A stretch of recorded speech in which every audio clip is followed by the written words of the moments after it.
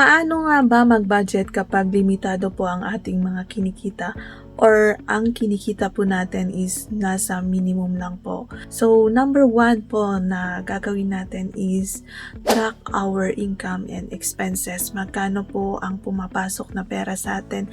Magkano po yung lumalabas? Once po na malalaman natin kung magkano is dyan po natin makikita if we are living below our means or beyond our means.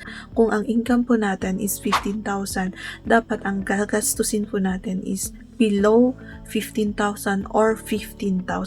Hindi po yan 17,000, 18,000. Kapag nakita po kasi natin yung mga expenses and income na natin, dyan po kasi natin marirealize and magiging aware po tayo na dapat hanggang dito lang ang ating gagastusin. Number 2, plan your budgeting.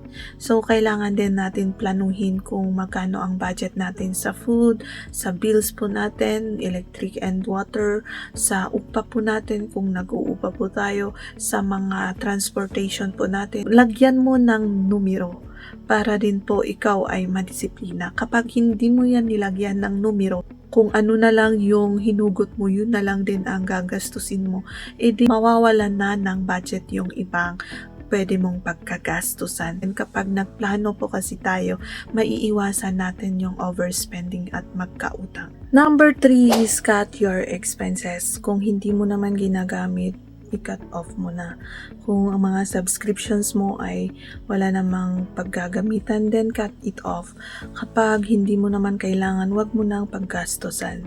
Kung umiiwas ka talagang gumastos, huwag kang pumunta sa mga malls. Huwag kang pumunta sa mga pwedeng maka-attract sa inyong mga mata.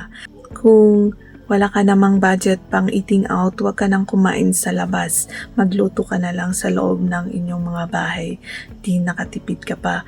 So, when I'm earning my minimum wage noon, nung employed pa po ako, is talagang tipid na tipid po ako. Hindi po talaga ako gumagastos para sa aking luho. Hindi ko naranasan ang mga nararanasan ko na ngayon. Hindi naman pwede na kung magkano yung kinita natin is gagastos po tayo ng more than what our salary is. So, kailangan natin maging wise sa ating paggastos ng ating mga kinikita kasi mahirap po talaga. Paano natin patatagalin yung mga kinita natin?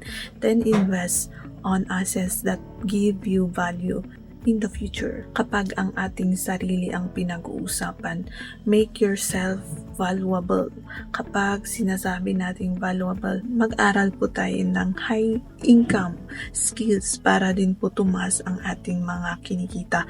Huwag po tayong maging kontento na lang sa minimum wage. Okay lang din naman kung talagang nag-uumpisa po tayo. So, yan lang po ang ating video. I hope it helps. Once again, this is Keeping Get Grace, saying sharing is caring.